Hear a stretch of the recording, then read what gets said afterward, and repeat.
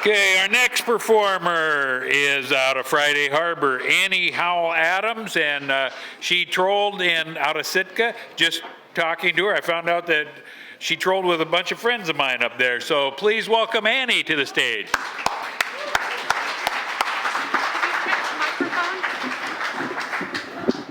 Hi, testing, sounds good. Well, that was a hard act to follow, but we'll try. I had a troller in Sitka 40 years ago. I started fishing. I had my own fishing boat, a power troller out of Sitka called the FV Marvel. And I get asked a lot how I started fishing. I started hand trolling. How many people in here have had their own boat? You all remember your first day fishing, I'm sure. And that's what I'm going to read my memoir to you about fishing in a hand troller up in Soapstone and Cross Sound. Is the mic okay? Getting started as a commercial fisherman. The wrench slipped and sank. It was on the bottom and 10 feet underwater next to a colander and 2 empty soup cans. The wrench was visible laying on top of seaweed. How was I going to get it back? In a few hours, the Alaskan tide would rise 20 feet, covering it beyond reach. I ran up to the Pelican General Store to see what wrenches cost. A new one would have used up half the funds in my pocket. Sliding down the steep ramp to the harbor, I made up my mind. There was no time to hesitate. I threw my boots in the skiff, pulled off my pants, and jumped in. I climbed out of the water with the cursed wrench. Now I could continue bolting the trolling poles into place, rigging my skiff as a hand troller. I'd hoped to be headed out of town to start salmon fishing. Washing off the harbor salt at the Pelican steam baths seemed like a good idea. The popular Finnish steam baths were located at the top of the dock along the wooden boardwalk. In front of the baths, a covered bench provided front row seating for the only entertainment in town, the grid. Most towns in Southeast had one, a set of beams that supported a boat completely out of the water at low tide, giving the boat owner time to inspect the hull. 2 bath customers sat discussing the boat hauled out on the grid. They were speaking some kind of unintelligible boat language. I stopped listening to them and turned to ponder my own situation while my hair dried. I gazed across Lysianski Inlet to the waterfall cascading down on the other side. Once a month, the Alaska State Ferry docked in Pelican. On its recent trip, my skiff was stowed on board in the space under a freight truck. Everything I could think of for camping and trolling was packed in the boat. I'd made it to Pelican, Alaska, a small triumph. But now what? Now that my dream was a reality, I had sinking feelings of dread. My fishing adventure started the summer before. Crewing on different trollers, I sampled a range of boats, starting with an ocean-going troller on the Fairweather grounds and progressing backwards, that is, on worse and worse boats. At the end of the season, I briefly fished on a small cabin cruiser rigged as a hand troller with an older woman from Point Baker. I thought it would be interesting to fish for a female skipper, but unfortunately, she turned out to be a drunk. She kept a 10-gallon crock in the forecastle of green homebrew that she drank all day long. She didn't want to go out too far into Cross Sound for fear of slopping beer out of her crock in rough water. We fished at Soapstone Cove. The water was relatively protected, and at times the cohos schooled up there, as did a contingency of hand trollers. After delivering, most fishermen anchored up and slept on their boats. A few fishermen set up tents in the back bay, camping and hand trolling for the summer. At the Packer, I watched a young woman from Juneau come alongside. All by herself, she pitched off her big catch. She got a check for $1,000. She ate 2 candy bars and hosed down the deck and anchored up. I was transfixed. Here, finally, a capable woman my age who was running her own boat. I imagined myself in her place. If she could do it, I could do it. In the 10 minutes that this fisherwoman unloaded her catch, without saying one word, she changed the course of my life. Over the following winter, back home on San Juan Island, my Alaskan plans started to come together. Back then, anyone could get a hand troll permit from the state of Alaska. All it took was a letter in the mail, and the state sent out a permit. A hand troll permit might not have been much, but it gave someone the right to catch salmon using only manual power, arms, to catch fish. It was my golden ticket to adventure. Next, I needed a boat. Where do you even get a boat? Living on an island, it wasn't that hard. My search ended at in my neighbor's woods. Carl had abandoned a Paulsbo skiff behind his woodpile. His was the smallest version of the classic open skiff. The old wooden boat was 13 feet long with a high straight bow, a swooping shear line, an inboard engine, and a wide seat in the back with an axe handle for a tiller. Simply put, it was love at first sight. I found Carl sitting in his old blue pickup truck and hopped in the front seat. Carl's family had a long history in Alaska. His uncle had run a cannery near Petersburg, and Carl had spent summers, yes, hand trolling in Alaska. I got Carl, and he got me. He said, "Take the boat." A mechanic friend installed a new gas engine and explained its finer points. A shipwright at the local boatyard helped me figure out the rigging. It was a perfect community for making my Alaskan plans happen. Back in those days, there were no YouTube videos. I had to keep my antenna alert at all times for information. I sat on the bench in front of the Pelican steam baths. I thought about all the help and advice to get to this point, even though I had some doubts about going out into the wilderness. Okay, let's face it, there were grizzly bears out there. I couldn't turn back even if I wanted to. I took inventory of my situation. I had a skiff, a set of oars, just in case, hand troll gerties, a cleaning trough if I ever caught any fish. My tent and sleeping bag were both sewn from Frostline do-it-yourself sewing kits. Other supplies included an Irish penny whistle, the wrench, a spool of Oregon leader, scissors, rain pants, and my brother's hand-me-down cowitch and sweater. I still needed fishing gear.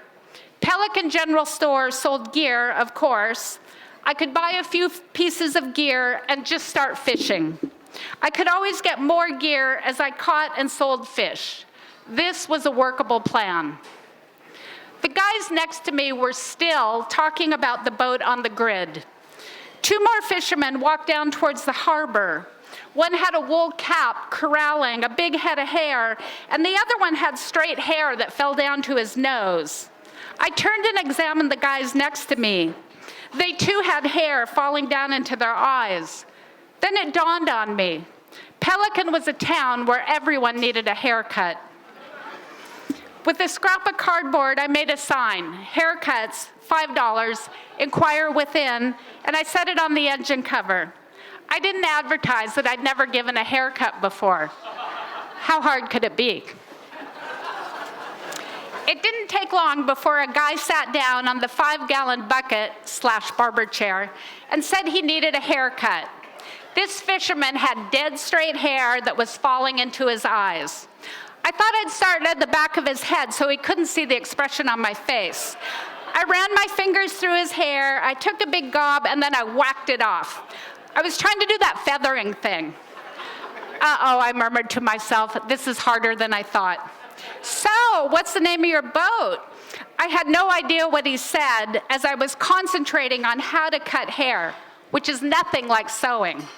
I was trying to follow the pre-existing cut that was getting more and more confused.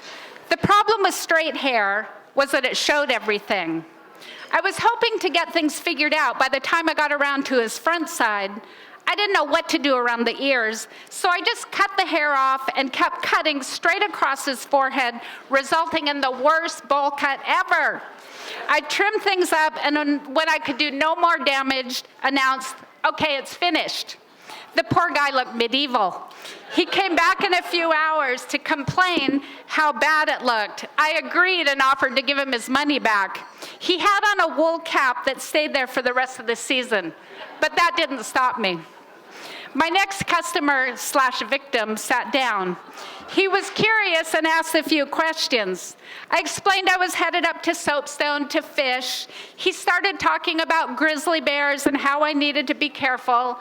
Again, I didn't hear too much of what he said because I was concentrating on cutting his hair. Besides, I didn't need to hear any more horror stories about bears. This haircut came out a little bit better. When he offered to pay, I asked if he might have an old chart instead. He returned from his boat with an old chart of Cross Sound and unrolled it, showing me some anchorages and places to fish. This was the kind of information that I needed. It was true that Pelican was a town that could have used a barber. A few more fishermen came along and sat down for their haircut. I was starting to get the hang of it. 2 twin brothers were in town. One brother walked by and read the sign. He said he'd like a haircut after lunch. How about 1 o'clock? Let's meet on the bench in front of the steam baths. These 2 brothers were in town from the Fairweather grounds, each one delivering big loads of salmon. They looked nearly identical. Curly hair, I noted. A bit later, I went up to the second brother on the bench and asked if he was ready for his haircut. He looked puzzled, and we figured I was talking to the wrong brother. He needed a haircut anyway. I started in with my scissors and explained about trying to get out of town and start fishing with my 13-foot skiff. At the end, he asked what he owed, and I suggested a few coho spoons. "I've got some extra gear you can have. Let's go over to my boat." I pointed out my small skiff on the way over to his boat, the biggest, fanciest trawler in the harbor. We went below inside the luxurious living space. He took out a plastic hefty bag and snapped it open. His gear locker was like a well-stocked hardware store with multiples of everything. He pulled out packages of hooks, flashers, spoons, leaders, crimps, snubbers, cleaning knives, even a gaff hook. "Here," he said, "this will get you started," and he handed me the bag. I was floored. He'd given me a season's worth of gear. Gear I didn't even know that I needed. The last thing was crossed off my list. "I have one more haircut to give to your brother," and we laughed about the mistaken identity. I went up to the bench in front of the steam baths for the final cut. The haircut turned out pretty good. Brother number 1 asked what he owed, and I said nothing. Your other brother was more than generous. "We're leaving town in an hour. I can give you a tow-up Lysianski if you'd like. Bring your skiff around. We'll tie it off to the stern." After getting a few supplies at the Pelican General Store, we untied from the dock and headed up the inlet. Several tents were spaced along the west side of the bay. An old trapper's cabin could be seen not far from shore. Out in the middle of the back bay was a small island. I turned my focus to it. The tiny island had possibilities. Not that I was antisocial. The little island was like a castle, a fortress surrounded by a saltwater moat. Bears could swim out on that island. There might be a lesser chance of a bear encounter. If one were to swim out, it might make noise, and I could possibly wake up in time to escape. Bear paranoia weighed heavily on my psyche. I set up my homemade tent in the center of a stand of dense trees on a mat of lumpy tree roots. Next came the rainfly and an extra sheet of visqueen. I was naive, but not about the rain in Southeast. A small rock was secured into the plastic sheet in each of the 4 corners with the 200-pound Oregon leader tied crisscross into the trees, creating a protective string web around my tent. I laid out my homemade sleeping bag and a copy of O'Neill's Music of Ireland. My brother's scratchy wool sweater doubled as a pillow. As a final defense against any bears, I could use the penny whistle to scare them off with loud, shrill whistles. Floating around in the Pacific Ocean in a 13-foot open skiff was much safer than being on the tiny island. My first morning, I was finally, at long last, ready to fish. Only my boat wasn't. It was high and dry on the beach. The tide had dropped 20 feet overnight. Waiting for the tide to come in would miss most of the day's fishing. The alternative was to drag, push, and huff the heavy skiff towards the water. Eventually, I shoved off and headed out to fish. The lead cannonballs were swung over the side. I snapped liters of fishing gear all the way down the stainless trolling wire. The hand troll fleet moved around the bay. I got in line and sat back waiting for something to happen. It started to rain. I could not have been happier. One of the poles started to pull backwards. Oh my God, there's a fish on. I cranked up the lead cannonball to see a rockfish on the bottom spread. I shook it off with my new gaff hook and sent the line back down. The rain was coming down harder. My rain pants leaked. I waited. Both lines started pulling backwards. I cranked them up together, one on one side, one on the other, and something was happening. Lower down in the water, I could see two cohos, one on each side, swimming back and forth. Worried that they might get tangled, I sent one fish down several fathoms while I sized up how to gaff the first one and get it in the boat. By the time I looked up again, there were 6 beautiful cohos, cleaned and sitting under a burlap sack in the bow of my boat. I had a feeling of pure joy. After the morning bite, I decided to sell my very first catch. Juneau Cold Storage had a buying station in the next bay down, manned by a friendly woman named Sarah. She iced down fish and dispensed the important necessities for living out in the wilderness: chocolate, cigarettes, and ice cream. The catch amounted to 44 pounds. Sarah gave me a check for $59. Another hand troller at the scow wasn't too impressed with my puny catch. He thought I was a complete idiot when I told him about being high and dry that morning. He was popping my bubble of joy. Don't you know how to anchor out a skiff? I could see I'd have to pet his ego a little bit to gain some skiff know-how. No, actually I don't. How do you do that? He warmed up a bit and explained how to balance an anchor on the bow. It sounded a little complicated, but I said I'd give it a try. Back at camp, it worked like a charm. No more stranded skiff. Everything was working fairly smoothly. Each day I delivered more and more salmon to the buying scow, and I chatted with other trollers, comparing notes about the day's catch. No bears attacked. I became slightly less paranoid, and only the occasional problem arose. In the end, catching fish was the easiest part of fishing. A few weeks later, I went back to Pelican to resupply and take a well-deserved steam bath. On the boardwalk, I gazed out across the inlet to the waterfall on the other side. Rain clouds were forming. It looked like a Chinese painting. A pair of fishermen on the bench were discussing the new boat hauled out on the grid. I understood their language. They said the guy had misjudged the tides and had missed 4 days of fishing, and he was stuck on the grid. He was waiting for a higher high tide to float his boat off. Boat speak was starting to make more sense. If I hurried, I could get out of town and be back at Soapstone Cove. Bit by bit, I was starting to get the hang of it. Thank you.